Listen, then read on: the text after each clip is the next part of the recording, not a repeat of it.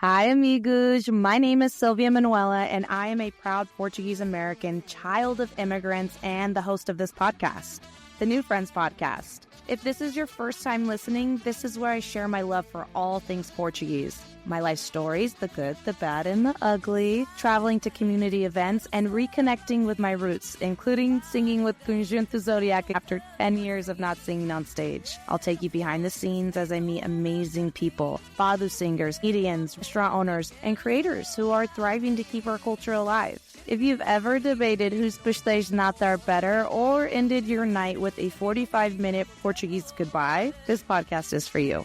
Listen to wherever you listen to podcasts or on the Palma app, on Palma Pulse. Follow me on Instagram, Facebook, TikTok at the New Friends Podcast. Let's laugh, share, and keep our culture thriving. Viva Portugal!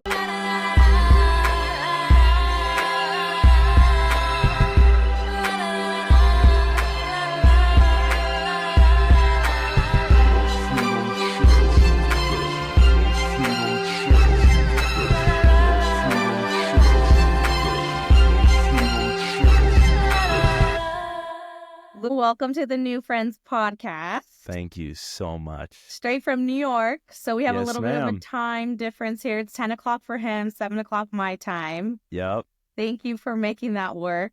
Thank you for having me. This is awesome. Thank you. I'm loving your lighting way more than I like. I feel like I'm in the hospital and you're like in the nice, cozy. It was this is all my mom's doing. She's the mama bear, so she's always taking care of lighting and everything, and she's my girl when it comes to stuff like this. Okay, so for those of you that don't know who Luizinho is, he is an artist, I would say, producer. Would you call yourself a producer? For my own stuff, yeah. For your own stuff, an amazing concertina player. Thank you so much. Accordion and singer, and you just dropped a new single recently. I did. So we've been listening it was my first to single. it. I was just showing my kids, like, this is good. Thank you so much. It took a very long time to get it finally where we wanted it, but it sounds amazing. Processing. It's so clean. It sounds really, really good. That means the world. Before we get to everything present day, let's backtrack a little bit. 100. I know that you came here when you were 5 years old. Did you go straight to New York? Yeah. We immigrated to the country like a lot of Portuguese people that are in the States now did, in the search of a better life. And, we came here and we immigrated straight right here to Long Island, New York. Long Island. Is there a really big Portuguese community in Long Island?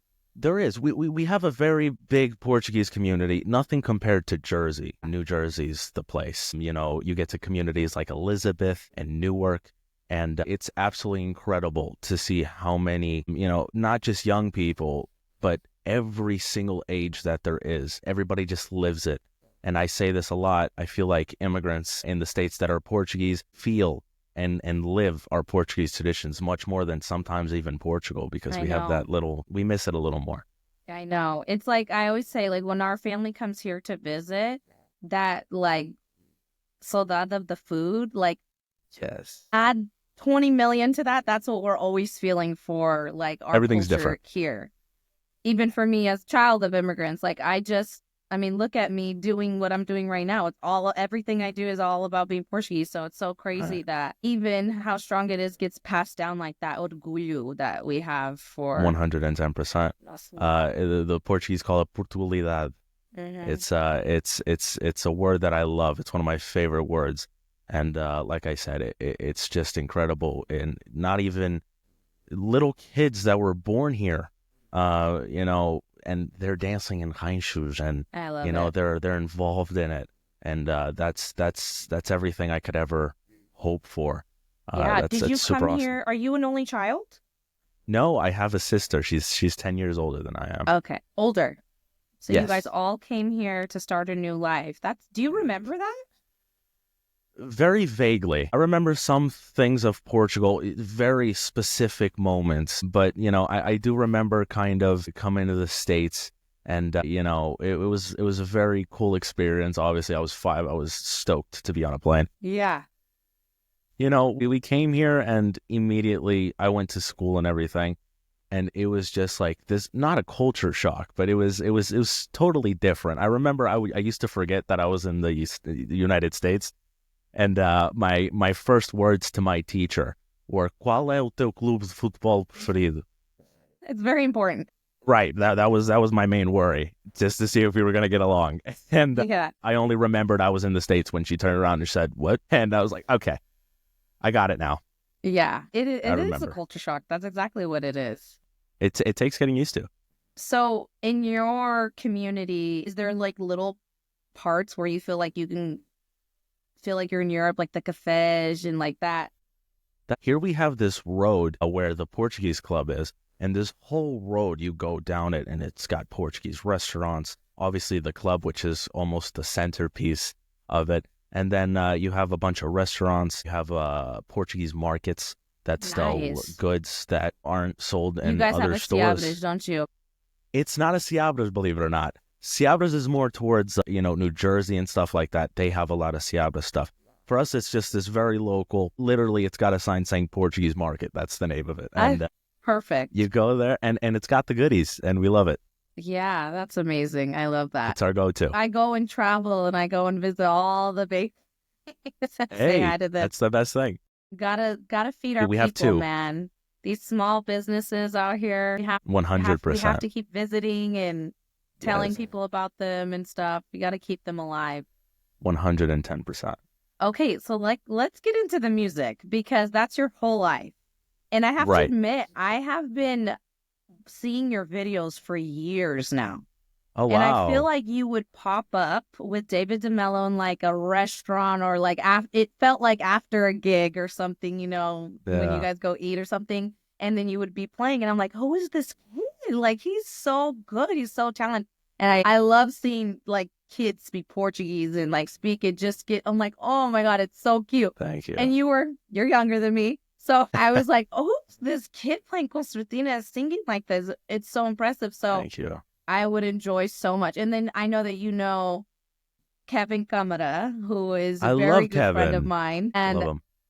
He always told me about you guys and stuff too. So I would just follow along, because for a while Kevin was out there often playing. He's my number one wingman when it comes to music. He's telling everybody. Yeah, I've played music with Kevin for so long. We've known each other since we were teenagers. Nice. So Kevin's we're from the same Portuguese community. So music is very strong in our little community as well. He always brags about all of you guys and how well everybody takes care of him, and he just obsesses over the East Coast. He's awesome. So thanks for taking care of our people too. Of course, we have this music family, and it's very caring. And, we'll mess around with each other, because at the end of the day, we're friends, and we like to bust each other's chops a little bit. But, at the end of the day, we know if anybody needs anything, I know that, call away. I know there's something to say about a friendship that's a musicianship. It is family. It's so deep, because it's not just like a high and by friend. You're actually creating things together. And that is like, that artistic friendship is forever. Like, it'll stay with you till the end of time. It's a very beautiful thing. What's it called? It was 2020, the pandemic had just started, and I started pumping out Instagram lives and Facebook lives all over the place. That was my thing. That's actually how Dave DeMello and I met. He was scrolling on Facebook, and he saw me in my room, playing the concertina, and I had 3 people watching me, and he looked and he said, wow, this kid's cool. And he sent me a message, and we ended up recording the Desgarrada Cantor de Futuro. And that's how I ended up meeting Dave. Dave, we call him Padrinho. He's the Padrinho da Música, because, everything. He's always been the person we look up to, a man with an established career. And, it was really cool to see him take not only me, but so many other people under his wing. And it was very heartwarming. And to this day, he's still one of my best friends. He's awesome. Has music been in your family? Like, how did the music thing start? Because you were so young. Yeah, so I remember being in Portugal. And when we were in Portugal, we used to go watch Augusto Canário a lot. He was my guy. And our family loved him. So if he had 30 shows a year, we'd go to 20 of them. And we were always following him. Everywhere he went, we were following him. And I vividly remember being a kid in a stroller. And, Canario would do the Jcajada part of his show, and he'd come down into the crowd. And I vividly remember just sitting in this stroller, looking up at Canario, singing and playing the cavaquinho. And, since there started the I call it, what I call it? The doença de música. That exactly. Exactly. And when you get it, you're done. Yeah. And, so Canario has his yellow hat, and my neighbor used to work in the campus, and she would make her own straw hats, and straw hats were yellow. So I would steal them from her to pretend like I'm Canario. And there are pictures out there where I have a little fake concertina, the little ones you give the kids. Yeah. With the little straw hat, and how Canario has his little microphone, the headset microphone. At the time, I didn't have it. So, I grabbed a toothpick and I would stick it in between my teeth. And that would be my microphone. Wow. So I would put on little shows for the family. And, and even when I was even younger than that, my parents say they do remember me going up to them with my mom's slipper and just crunching it. And look, I'm Canario. You were born to do it. It was always in my blood. Always. Yeah. So your parents, nothing, they don't sing? No, it was never. My grandpa played the harmonica, but it was never anything, he pursued. He just loved it. And we had some guys in the town that we lived in that did play accordions and the little cooler stuff, if you would like to say. Yeah. And, to me, that was just incredible. I could sit there and listen to them for hours on end. That's amazing. So when did you get your first concertina? Believe it or not, I got my first concertina a year after I got to the States. Oh, okay. So here. Yeah. Like 6 years old, you started strong. About when I was, it was 6. So, because I got here and I immediately went to the Haishu because, my parents knew I liked concertinas. And somebody told them, hey, Haishu's practicing on Friday at the Portuguese club. It was the first week we got here. So we went and finally, I had a real concertina on me. Wow. And that was the moment I was like, this is what I want to do for the rest of my life. Do you still participate in Haishu's right now? Not currently. Yeah. Not currently. It got a little too busy. Exactly. It's a very big commitment. And I really do miss it. There's times where I'm like, I miss it a lot. It was something I really enjoyed. That's another good friendship. It is. Those are your people. When you travel with your buddies, whether it be music or the dancing and stuff, like those are just times that you'll never ever forget. 100%. I encourage anybody to put their kids in any of these things because it changed my entire life. And don't let them die. And it not only helps kids keep speaking the language, but also builds friendships that last forever. Yeah. Because these kids finally have something in common with somebody. And we were both born or descendants from this beautiful country. So I'm telling everybody on here, if you guys have kids or even yourselves, go out and support the Haishus and join them and at least just have a good time. And show them like 100%. This is your culture. At least go to support the whole event or whatever it may be. Like just show up, because 100%. It's so hard after COVID to get people in the masses the way that it used to be. Like it's slowly building back up. I could feel it. I could feel like the halls are getting fuller and everything, but it's been kind of rough, Really rough. So, festas, especially because we love to do this. Yes, especially during COVID, like the festas were one of the first things to go. And they were one of the last things to come back, which made it that much better. And although it's still building up, I have a feeling that because of this break that we had, that people are going to come back and unite even better than we did before. I keep saying that too. I really hope for that too. I really hope so. Where's your family from? And are they from Portugal or from the Açores? Yes. So we're not from Açores. We're actually from Continente. We were from Penafiel, Portugal, which is near Porto. Okay. My parents were born in Alentejo. So I'm Continente. I love Alentejo. It's very rare in California. You don't find people from the Continente in California. Yeah. I mean, over here, haystack. 100%. Like over here, it's all people from the Continente. all people. And then I started doing shows. Since the podcast, I've been meeting so many different people. And one girl told me that pretty much everyone from the continent went to like New York, Long Island, and then the Sorianos came to California, and was it Jersey? Yeah, Jersey, like Fall River and stuff like that. Yes. So that's the cool part, because I had never experienced the Zorian culture. And then I started getting shows in Massachusetts. And out of nowhere, this whole different vibe and this whole different perspective of our culture, this whole different version of our culture was presented to me. And, you know, I have a lot of Dave DeMelu and all these guys introduced me to these cultures and the chamaritas and stuff like that. It was really cool. It was really cool to experience. And to this day, I still don't know how to dance the chamarita. Either. I have no idea what I'm doing, but I'll get in the middle and I'll figure it out. But to this day, I still say... when I dance for a fanshu, I dance for a Ribetesh group. Oh, wow. That's cool, because they got the stick dance. I don't know what it's called. Too. That's awesome. That's awesome. I like that little stick dance they got. I don't know if you know what I'm talking about. The Vadas, yeah. I would mess that up so quick. Fandango vira pau. Fandango, that's what it is. Yes, that's 100% what it is. But yeah, like I got to meet all these people, and I always say, I'm adopted from there for sure. It's my second home in Portugal.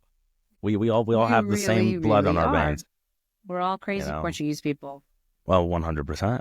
So when you got into playing at 6 years old, your parents probably thought this was just going to be a little thing. He's going to play in the little rancho. This is not going to really become anything but just us adapting to this Portuguese culture in the States. My parents actually couldn't wait for it to be over, because I could imagine. Would not shut up. I think the night I got my first concertina, I don't think they slept. Yeah. It was the whole night. And at the time I didn't play. My parents have videos on Facebook. I'm like, dude, you need to take these down, because I would play more with my mouth than I would with the concertina. I just kind of open the concertina and then I'd like hum it just to kind of like give off the effect that I'm playing. But, you know, it was definitely something that they thought it would never extend to this I don't want to say career, because I'm still very young, but this point that we're at right now, where I do have a single out and I am doing shows pretty regularly. It's something for me who's just like watched so on surface level on the outside, because this is the first time Luizinho and I are speaking, like visibly speaking, besides just like on Messenger. You've evolved so much with this new single. Like it is like the grown Luizinho. Like you are on it's a whole different chapter. Like the sound is different. Your vocals are very strong and clean. Yes. Like you can just see like your business right now. Like, thank you so much. It's game time. 110%. I feel like I could feel it in you. You're like, yep. It took a while. Ready. It took a while. And, you know, if I wanted to record before that, I could. But I made myself a promise, and I'm very picky with quality. I need to make sure that whatever I'm putting out is absolutely perfect to me. Yes. And, you know, when I was younger, sure, I was decent, whatever. But I was still young, and the voice was still changing. And I promised myself, even though I was hungry for recording and bands and whatever, I promised myself to wait till my voice got mature and till, you know, I evolved as a musician, until I knew exactly what I wanted. Yeah. Recording is one of those things that it's very hard to get your say in it, because, you know, you're not the producer. And you're sitting there and you're like, okay, that could be changed. Something's missing there. I don't know what it is. Something's missing. So if you're evolved as a musician and you know exactly what you need, you know, like add this chord there, take that out.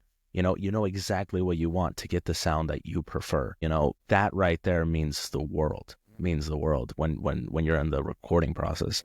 Well, it's impressive enough that you play the concertina, because to me, that's like patting your head and rubbing your tummy at the same time. Yeah, or this right here. The fact that that's so crazy. And then you sing. It's like, that's another job on top of all of that. It's so hard. Believe it or not, I never considered myself a singer. And I really played to play. It was a concertina. But then when I was younger, I used to sing something called Quadras Marotas. Mm-hmm. And these were this 9-year-old kid singing the most diabolical like, oh my God, right? The most diabolical things that, to be honest with you, at the time, I didn't even know what they meant. I know. Like, They had us singing crazy I was stuff just as singing them. kids. Like I was just singing, right? And it's kind of like how we all didn't know the real meaning behind Garagem da Vizinha, okay? Yeah. We all listened to it. It's like, okay, it's about a car in a garage. Exactly. And then you get older, you're like, it's not about a car in a garage. So, like I was young and I was singing this, but it was funny and it was cute. Why? Because this little kid that doesn't even know what he's saying, and I would just feed off the reaction, right? I didn't know what I was saying, but yeah, you're everybody very liked it. natural with the stage and with your audience. Right. And it took a while. And, I'm very grateful that I got the opportunities that I got, because now I have a lot of knowledge when it comes to the space of music. And, I owe that to so many Who taught you? people. Like, who started teaching you? The people in your rancho? I learned everything myself, believe it or not. Yeah, so of course, there was like a little hints here and there from the guys in the high school. Don't do this, try that. It might be easier for you. But, I always wanted to learn. And, I have a lot of parents that come up to me and go, Luis, I want my kid to learn concertina. Can you teach my kid concertina? I said, your kid doesn't need me to learn concertina, because I experienced this myself. And this tocador from my high school, who had been playing there for 20 years. My dad went up to him after I got my first concert. He was like, hey, man, the kid needs a little help. Right. And he goes, no, he's not. He goes, if he really loves it, he'll get there. And a couple months later, I show up to high school practice and I start playing Evita. And he's like, what the heck's going on? And it's a lot of ouvido for the most part, right? Right. It was very hard in the beginning of my musical journey, because I knew everything by ear.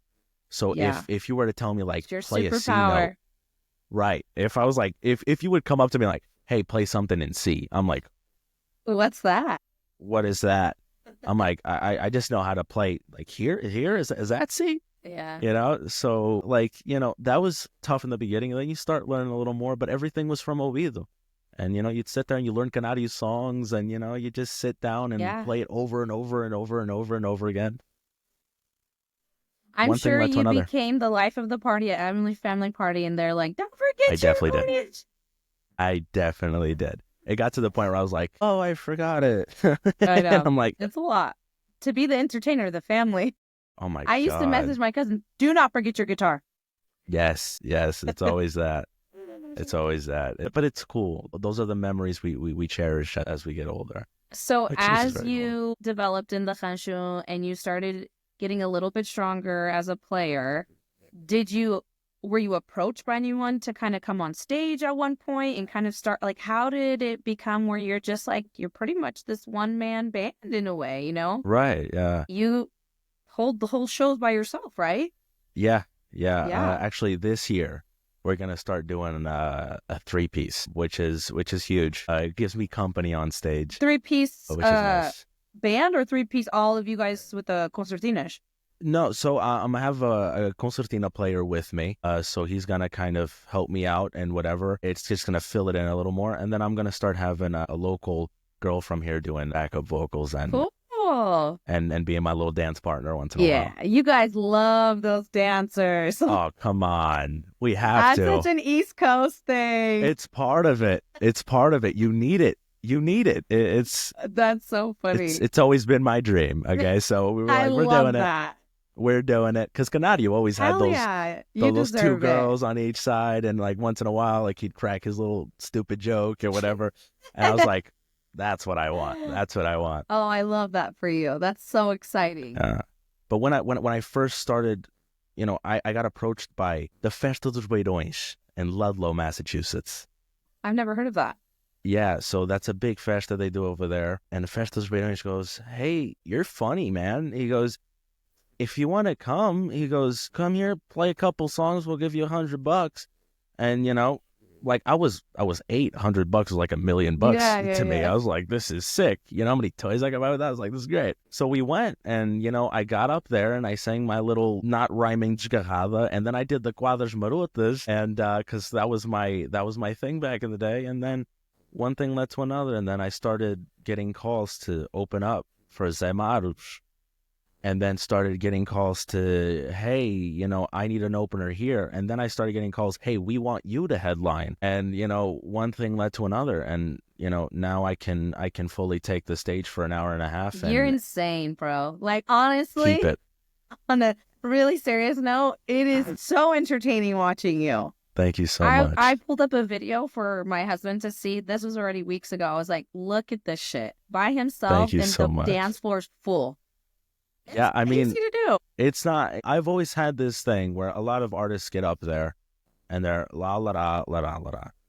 I don't think of myself as an artist. I think of myself as because I've been on the other side of the stage, and I know exactly what it's like to watch a show. And I feel like when I walk out, I'm a friend. And, a lot of people are kind of skeptical at first. And then you start cracking jokes and you start getting on their good side. And then, you finally start pushing for them. There's a lot of artists that just get up there and just sing. I'll go out into the dance floor if I have to. There's been times where people aren't dancing. I literally grab people by the arm and say, come on, let's go. And, that's what people like about me. Because the thing is, there gets to a point where me playing concertina is a great thing. But in the beginning of my career, it hurt because, I would be playing and people wouldn't dance and people wouldn't interact because they were watching. There wasn't like, okay, like I'm going to watch this kid. So everybody would sit down and admire it. But, when I was younger, like that would kind of get to me. I'm like, why is nobody dancing and why is nobody interacting? Yeah. And then I started adding different styles of music. And then I started learning how to communicate with the public a little better, how to get them on my good side. And, from there, you kind of just start learning, like, you get up there, you read the crowd, and you go, okay, they're probably going to like this joke, and they're probably going to like this song. And, if they like one song, I'm going to continue this beat. Let's keep it running, because they dance to that. They're going to dance to the next five if I do that. So, it's almost a science, but it's weird because I don't have to think about it. It just happens. When I'm on stage, my brain, the moment I hear my intro music start playing, my brain just goes. So what are you going to be doing? Are you going to be playing, performing, debuting any of this stuff? Is this one single of an album? Is this like 100%? What is the direction? Where the goal here is an album, right? But because I'm still young and I've been writing more, but writing for me in the beginning was tough because if I had to learn a very hard lesson that every artist needs to learn. It's you need to write about your life. Because if you don't, you got to make up this fairy tale. When I wrote Os Beijinhos dela, I was 11. Michelle. Right. That's the thing. I didn't, as you can imagine, at first I don't go to work. Second, when I come home, I don't have a wife that loves to kiss me. So I'm this 11-year-old kid trying to make up this fairy tale. Yeah. About a loving wife that loves to kiss her husband, right? And that was very tough because you just kind of got to sit there and you got to go like, okay, mom, like what do you do? Like how do you imagine that? Yeah. So that song took me over 3 years to write, and I eventually learned write about stuff that you experience, your feelings, and that's going to allow the process to be much easier. But to answer your question, yes. The goal is an album, but we still got a long way to go. Yeah. But the goal is definitely an album. I mean, it's what we were speaking about before. It's so nice that you can just throw a single out. Right. Before it was all about the album, and now you can just really give the tracks the attention and love that they deserved. Right. Like one at a time, because it's like you give them all at once, they can't absorb each song for what it is, Right. So I personally enjoy this new wave of how maybe not how we listen to music, but right, because I think the artists are suffering a little bit with that, but yeah, it's different now. I like the change of how we can just put a track out and not have to even expect an album. When I released Os Beijinhos, I did that all from the comfort of my own home, right here in this chair, on this computer. And, I had the song recorded, and Joey Medeiros, which is the person that co-produced that with me, he sent me the final track, and I clicked send Os Beijinhos dela, Luizinho. Done. I set the date, and we waited. And sure enough, there it was. Back in the day, if you needed to record a song, you would record it and then you'd go on to the televisions shows to promote it and everything. Now you could promote everything from the comfort of your own home. Yeah. It's incredible. It's incredible how far humanity has come in general. Yeah, it's incredible. Because it just takes one hit, Yep. It just takes that one hit. So do you get a lot of contracts now getting into the season? We're getting into when all the feasts, especially for June. Feasts too? Yeah. You start getting into June and you start getting the feasts and you start getting, and once in a while you'll get that different call and you're like, oh, I would never expect to play there. And for example, in 2022, I went to Turlock. I did a gig in Turlock, and that was incredible for me because number one, I never traveled to do music. I wasn't expecting.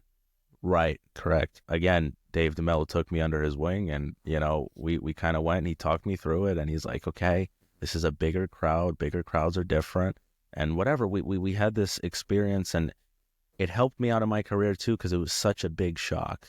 I had never performed on a stage like that. I was used to 2 speakers and 3 lights in the back. Yeah.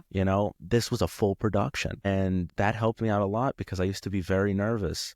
And that was such a big shock that all of a sudden when I got back to playing at the club, I enjoyed it even more because of the intimacy. And I enjoyed it even more because I wasn't as nervous. Because I'm like, if I could do that, I can do this,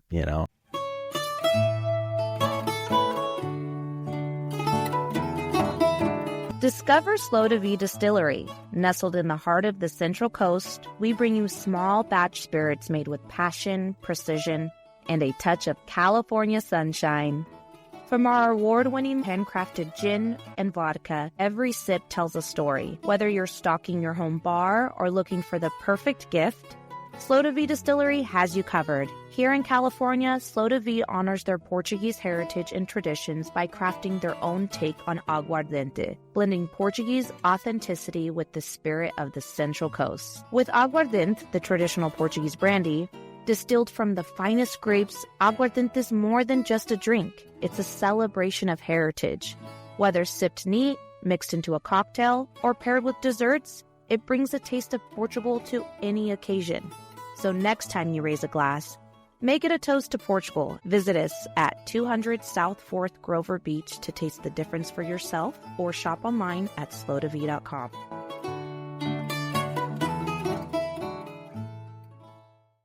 And so did you get the adrenaline rush and you're like, I gotta have it again? We're gonna do this again. Most definitely. And I got to experience that at the Our Lady of Fatima Festa, which I did this past year, which was unbelievable. A complete dream. I grew up going there. It takes everything out of you when you perform that when you're done. It's like you crave the silence you have to process all of it. Right. That's completely right. It takes a little bit. I always wonder, I'm like, how do people do this day after day after day after day? Night after night. Yeah. Because it's so much, because you pour your whole entire being in it. Like, people think it's just like we're singing these songs and it's just easy, but you put your full heart and soul into it. At the end of the day, this is what I explain to a lot of people. At the end of the day, this is your work. And, for a lot of people, it's a hobby. But for me and Dave and George's Ferreiras and Augusto Canarios, this is our line of work. So if you're having a bad day, that doesn't matter. You still need to get out there and you need to give these people your full attention and your full heart. And you should be having that bad day. But the moment you walk out and onto that stage, you got to completely give it your all. Yeah, I had a test with that because I got back into the music world after 10 years. So I've settled down with my family. I have kids now and everything. Awesome. So entering back in the world is different now because one, I gotta find childcare. And my husband has to be like, okay, we can do this Christian life again. Right. But on New Year's was our first gig with me in the band.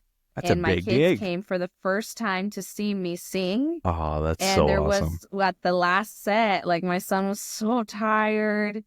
Yeah. And he was crying. And I remember thinking, I have to go on stage. Like, I can't Like, I'm help you right feeling it. now. It was the I gotta craziest go. feeling. And I remember looking, I'm like, I'm so sorry. I love you so much. And then I asked the guys, I was like, did you ever feel guilty bringing your kids? Like, I'm not ruining their lives, am I? Yeah, no. Don't kill me, but I gotta do it. I gotta do it. Mom's gotta do No, it. but they get used to it. And then, like, the next day, he's like, Mom, next time I'm going to stay up the whole time. I got it. I used to do that too. And then I'd set up 3 chairs and I'd make myself a little bed, knock out. Yeah, I'd but like always no say, matter the stay out. situation, you have as like the face, you have to Right. push through no matter if your grandparent passed away or whatever. Like it is so true to the show must go on. The show must go on. Like 100%. you have to keep pushing because people are counting on you that know nothing about that and they don't really care too much. Yeah, I mean, you have a job to do. And, like, for example, I have an uncle that was very sick. Thank God he's doing better now. But, the beginning of this year, I had a show to do. And, he was going into a very, very big surgery. And we're like, okay, we know that everything's going to be fine. But what if everything isn't fine? And you start kind of processing it and whatever. And then you start thinking, like, can I still pull this off if I can't? And if it doesn't, sorry. So, I started calling buddies of mine like, hey, man, just, like, are you busy that day? Like, no? Yeah. Okay, in case something happens, would you be able to Fill in. because everything goes through your head. And then, like, he was fine, but he was recovering, you know what I mean? And you're on that car ride there and you feel a little bummed out, but the moment you greet the public, it's almost like all your worries go away. And then you go out there and you put a smile on your face and you make people laugh and you play with so much heart and nobody knows what you're going through. 100%. And that's it's the unspoken rule. And that's showbiz, babe. 100%. So what is your goal for this year? What is the 2025 goal for you? My 25 goal, that's a very good question. I never thought of that. I would believe that my goal is to simply go places I haven't been. Yeah. I try to be open arms to every place, but sometimes I get a call to go to a place I haven't gone to, but I'm already booked that day and somewhere I have. And you're like, oh, how booked is your calendar right now? The month of June, we have 3 weekends full, and that's Friday, Saturday, Sunday. And some Saturdays, those are 2 shows on a Saturday. You'll do 2 shows in one day? Yeah, if I have to. My gosh. Yeah, we've had weekends where I have a show on Friday, Saturday afternoon, I'm somewhere, then I drive 2 hours to the next gig, and I do another 2-hour show there.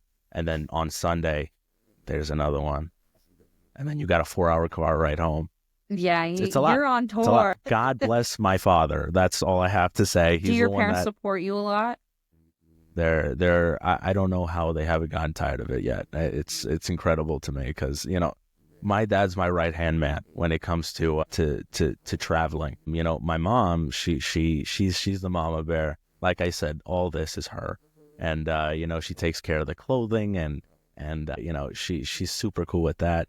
But my dad he's my companion on the road. And, everywhere I go, he's with me because, I do now, but, I used to not be able to drive. I was still young. Yeah. So he would drive me to Mass almost every weekend. That's a 4-hour drive. And, he'd sit there and he'd deal with me. And then, you got the stress of the show. So you might be a little sassy one day. And, that's so good, though. You had that protection, that presence of like 100%. You need that. I'm super grateful. Like 100%. People could probably easily take advantage. I'm so grateful. I'm so grateful that I had that back line because if especially my father, if my father didn't want to deal with driving 4 hours every weekend, that's absolutely baffling to me. When I was younger, I was like, yeah, he's fine, he could do it.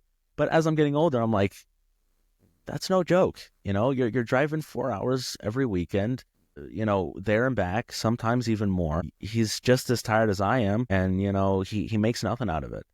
And that's the love a father has for his child, and it's a beautiful thing, and I'm so grateful that I have that. Cherish that forever, that's for sure. So how did you get your nickname 100%. Luizinho? When I was younger, I used to always get called Luizinho. And that was just the family, friends, and, I'm Luis, so everybody, hey, Luizinho, what's up? Whatever. And then, I got to the States, and there was a very nice woman named Francilia Cunha. I'll never forget that name. She used to call me Astrozinho. That translates to my little asteroid. And, when we were marketing and we were trying to take Luizinho to the different level, make the step up, let's start making this real. We were like, I need a slogan. And I didn't want to be like some guys that, give themselves the name. I'm the hey of the concertina or the hey of this. Mr. Worldwide? Right, exactly. The perfect example right there. I didn't want to be that guy, right? So I was like, I need to find something that people have called me. And then I remembered Francilia. She would call me Astrozinho. So there came, I rolled with Luizinho for a lot of years. It was 2-3 years. And then recently, for the last 2.5, it's been Luizinho o Astro, the concertina, the asteroid. Have you felt like it's been difficult for you to step away, for people to see you as not the kid and now as the adult and now as somebody that you could, like, I'm not a child, I'm a professional musician, artist, whatever. It's definitely a change that people need to get used to. Like I've had friends, even family friends, that they know I've been doing music for a long time, and they haven't gone to one of my gigs, and then they go to one of my gigs and I go, dude, I didn't know you were doing this. They're like, we knew you did shows playing, but like we didn't know you were on this level. And it's a lot of getting used to. I have a lot of people, so many people come up to me, hey man, I remember when you were this tall, and man, like you would voice crack all over the place, and my God, oh my God. That was the thing I hated the unsolicited advice that happens at soundcheck from the organizations. You guys, leave us alone. Oh my God. You will never know. You will never know the pain that is. But yeah, like I used to have a lot of voice cracks. That used to be the thing I hated the most. And my voice was always changing, which for lack of a better word, it would piss me off. Like it was always changing. I didn't have a key. My key would be whatever that tough. Week's key is. Like I recorded Desgarrada Cantor do Futuro with Dave DeMello, and that was really high for Dave because I was young and my voice was still super high pitched. And Dave was like, dude, I feel like a dying hyena when I'm singing this. He's like, this is super high. And then we played this song. I went into the studio and I recorded that song almost first take. Perfect. It was a perfect key. We did it. It was cool. And then 2 months later, we wanted to perform it at the Festa da Nossa Senhora de Fatima in Ludlow, Massachusetts. And we do sound check. I'm like, all right, key, E flat, let's go. Whatever, we do our thing. And I go, and I'm like, I can't hit that anymore. I can't hit that anymore. So my voice was always changing, and it was like, like I hated it so much. But now it's starting to level out. I'm starting to find the key, the right key, which is, thank God. It'll probably change a few more times in your life. Oh, it definitely will. But I'm just glad it's not changing every other week. Good old puberty. It was not fun. No, but that is something, that's a difficult thing that men, boys, young boys have to deal with when they are trying to work on their voice. They have no idea what their voice is going to turn into. And it's almost like you're lucky if it's still good, right? Like after that transition. Right. And then like, everything goes through your head. Like for me, it's always been a thing. I've always wanted to succeed. This is my life. I want to make this a career. And I would go up to my sister and I'd be like, yeah, you know what? I'm going to sell out an arena one day. And she would laugh in my face, and rightfully so. I was 6, 7 saying this, you know what I mean? And I'm not saying I've sold out an arena, but I've played for thousands and thousands of people before. And, it's crazy to think about, because to everybody, it's like, wow, you did that. And for me, it was like, I always knew I was going to do that. Which is for the really artists, cool. like it's, I think Chaperone said it in the Grammy nomination, when she was saying her acceptance speech. She said something about how, everyone's like, oh, how is it this last year being like the new artist? And she's like, I've been doing this for 11 years already. And that's what people don't realize. Like the climb, the amount of time that it takes for you to finally notice, you know, it's crazy. But I see so many big arenas or whatever shows, whatever we have in the community. I see thousands of you from here on out. You're so talented, and it's Thank you in so you. much. You were born with it. You might as well have been come 100%. out with that thing in your hands. Yeah, it's always been present, and that's why I'm, like I said, like sometimes stuff happens much sooner than you think they're gonna happen. Yeah. And like especially when I got the call for Turlock, and I get called for Festa Nostra de Fatima, and those are the moments where you feel almost, I don't want to say that you don't deserve it, because you know how much you fought for that, But it's a big... but you feel almost like, yeah, you're like, what's going on right now? And it's like, oh, you almost feel like you don't deserve it, but then you remember all the sleepless nights, you and totally deserve it. you realize that you do end up deserving it, and that just makes the experience so much more beautiful. Who is like it's incredible. your big, like, if you could play with beside anyone, who would it be? I could play beside anybody. I mean, this is gonna sound weird, but I've already done it with Canario. Yeah, I thought you were gonna say that. Yeah, I already done that. If I had to say somebody that's not with us anymore, probably Roberto Leal. Yeah. That was the guy. I met him. That was cool. But to play alongside him would have been a dream as well. But Canario and me are really good friends, which I never thought would ever be a thing. Like the fact that I could pick up my phone right now and FaceTime him is crazy to me. But now every time Canario comes here to the United States and I'm at the show, he'll play the Desgarrada. And the first time this happened, I was very young. He was always good friends with my family. So he came to the States for the first time in 2014. I had been here 1 year. So I had just started playing, and Canario came, and he was 30 minutes away. And I was like, guys, we got to go. So we went, and Canario's, I used to do this thing with everybody, not just Canario. I would just stand on the side of the stage and just, like my friends would be like, yo, let's go play. You know how the kids are always running around at the parties? I'd be like, no. The moment the artist got on stage, I would just sit there and just watch. Studying them. And that same thing happened with Canario, and he started playing the Desgarrada, and out of nowhere, he looks down at me, takes the concertina off his back, and goes like this. And I froze, because I'm like, how is this even happening right now? Yeah. So I started bawling, crying, and I ran to my dad. He's like, dude, what are you doing? Get up there. And I'm like, no, Dad, I can't do it. Like this isn't happening. Like I can't do it. I was super young. I was 6 years old. And I'm like, I can't. And my dad goes, dude, picks me up, puts me on his shoulders, walks me up to the stage. I'm sobbing, and just like there, like you're on the stage. And Canario ran up to me, gave me a hug, and put the concertina on my back. And then for the rest of the 30-40 minute set, I didn't want to leave. No, that's a cool story. It was wholesome. It was my moment where I realized these people are humans. Yeah. A lot of the times we're like we forget that these people are humans too. And but thank God he's good to you. Could you imagine your mentor not being like that? I would never want to imagine there that. are those artists that have a lot of ego. So thank God. Yeah. I mean, he probably thank God it worked out that way. I into think the artist that you are to now other artists yourself, factor. Because I imagine there are now people younger than you that are very inspired by you and reach out to you now. So that should be very full circle for you. That's my biggest dream. That's my biggest dream. I haven't had anybody come up to me and tell me that yet, but that's my biggest dream. The biggest dream I've ever had in life was to have somebody look up to me the way I looked up to Canario, and being able to put that drive into them the way Canario did to me. That's always been my biggest dream in life. The moment that happens, God, you could take me. I'm ready to go. I've done everything I needed to do. You've lived. You could take me. I'm set.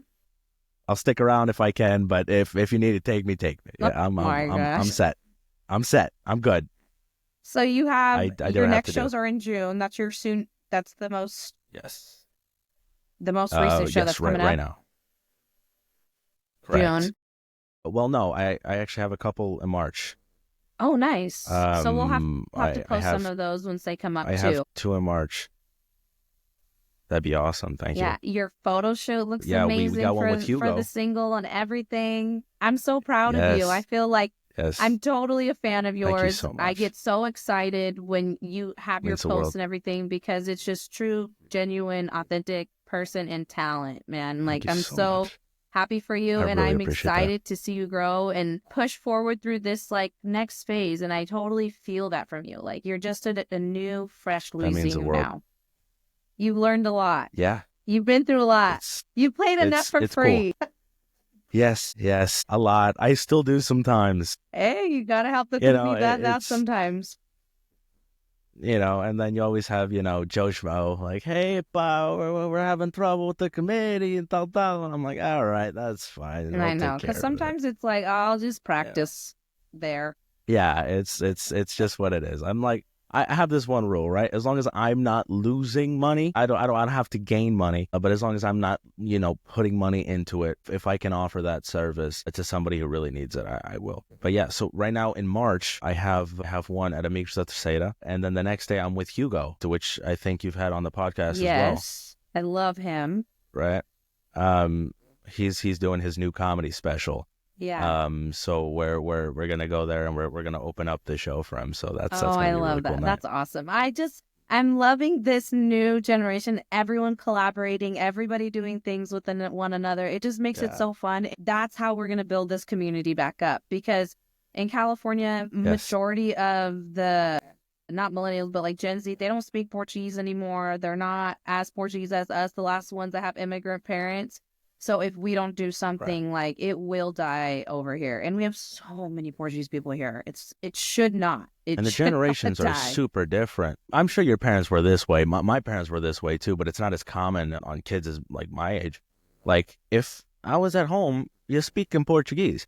You know what I mean? Like, okay, you gotta speak Portuguese. That was my thing. My cousin, I have a cousin. He had the same story as I did. Came here when he was 3. But my aunt and my uncle wanted to give him the best life, and in the midst of all that, they forgot to keep the Portuguese alive. And he speaks, because he goes to the escolas portuguesas that we have at the clubs and everything, and he speaks well. But like, my parents have always had my parents have always had that part where it's like, if you're at home, you're gonna speak Portuguese. Thinks it. And this whole music thing also helped with that. Yes. I always needed to learn lyrics and all of that really helped too. Music was the thing that got me to read and write Portuguese. I read and write Portuguese perfect. And it's because of music, writing lyrics and writing stuff and reading stuff. I know. It really did.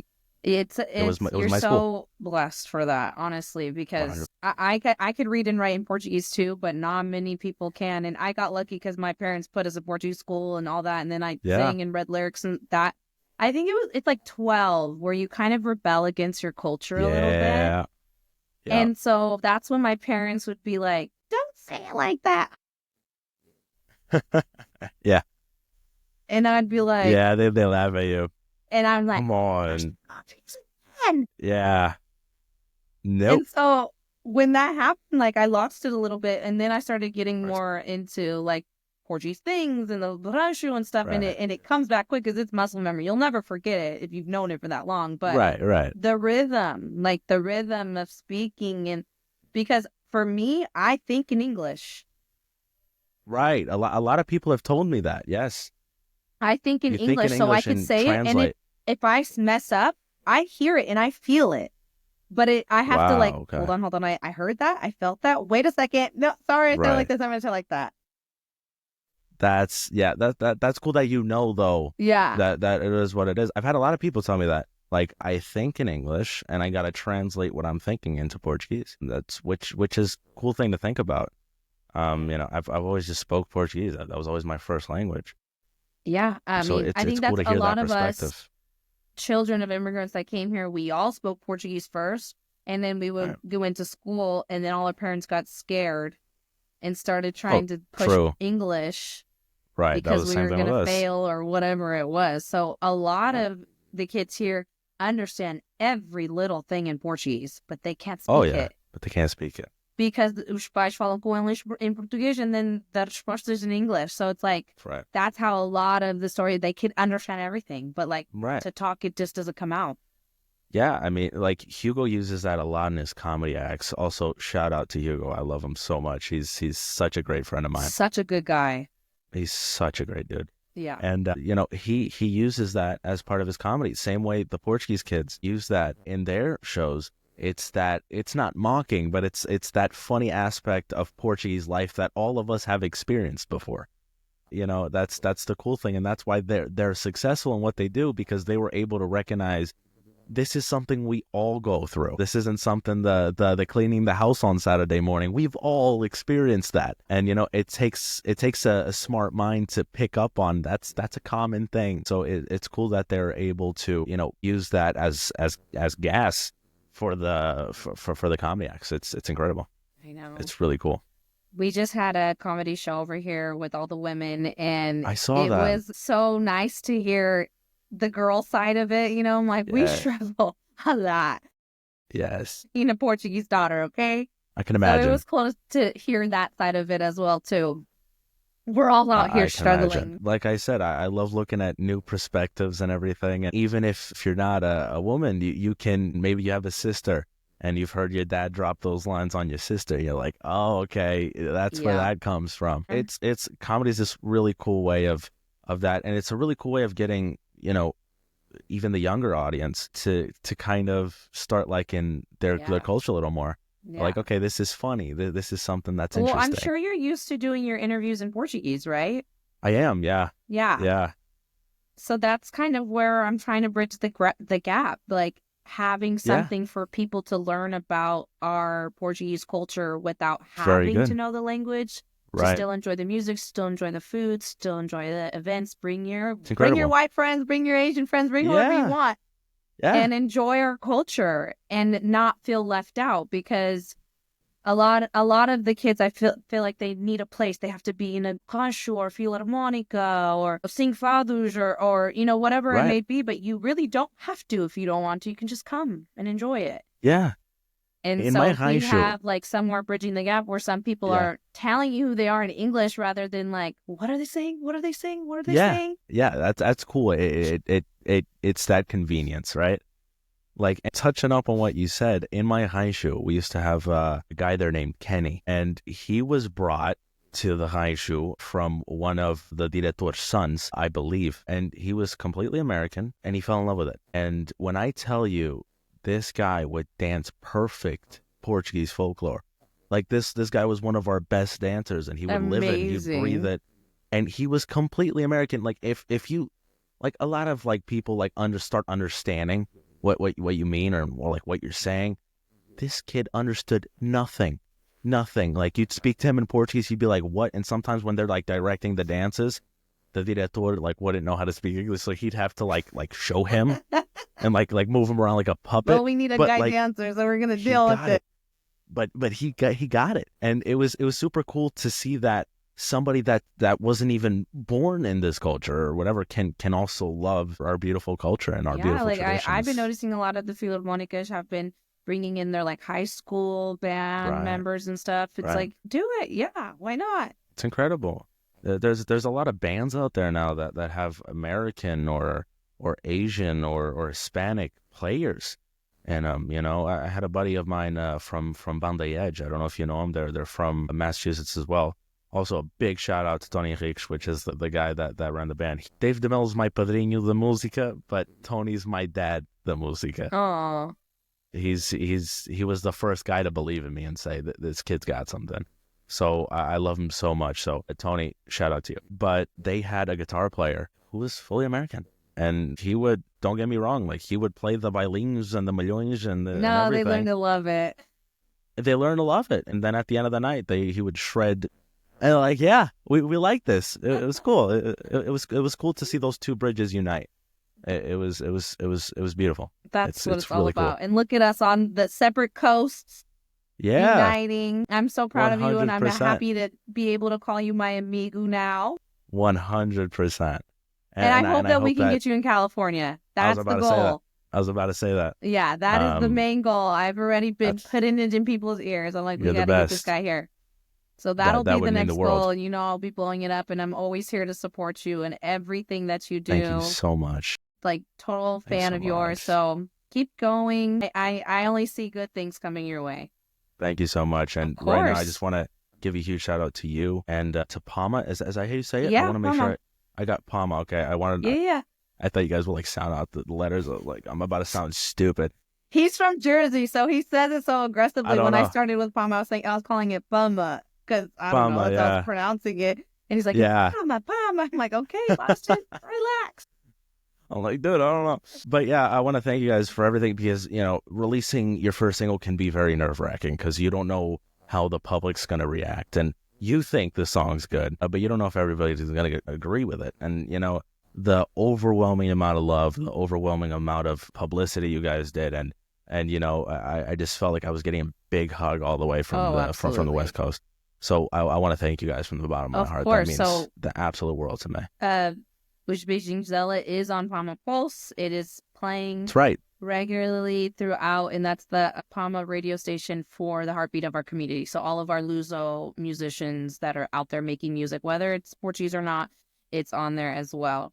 So where can people find you? Where can people hear about you? I know I followed you on Spotify. Yes, I'm on every single digital music platform. That's YouTube, Apple Music, Spotify, you name it. I'm in it. So I'm on all those platforms. In terms of social media, you could find me at Luizinho on Facebook or Luizinho Rocha _Luizinho on Instagram.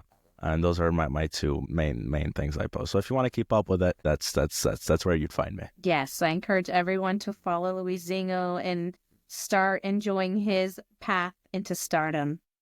Thank you so much. You're already a star. You see, that's the thing. And you knew it all along. Yeah, right. But you start kind of noticing this, and when I first started, it's like, okay, I'm still starting. And then right now, I'm still starting. But I have all these experiences, which is that's kind of making it seem like I feel like I've been doing this for 90 years. You have. I feel like I've been doing this for a bunch of years, but I technically am still starting off. But every new opportunity seems like a gift from above. It's incredible. Well, starting March, fashion season shows are starting. Let's go. I can't wait to see those dancers. Me too. Well, congratulations on everything. Thank you.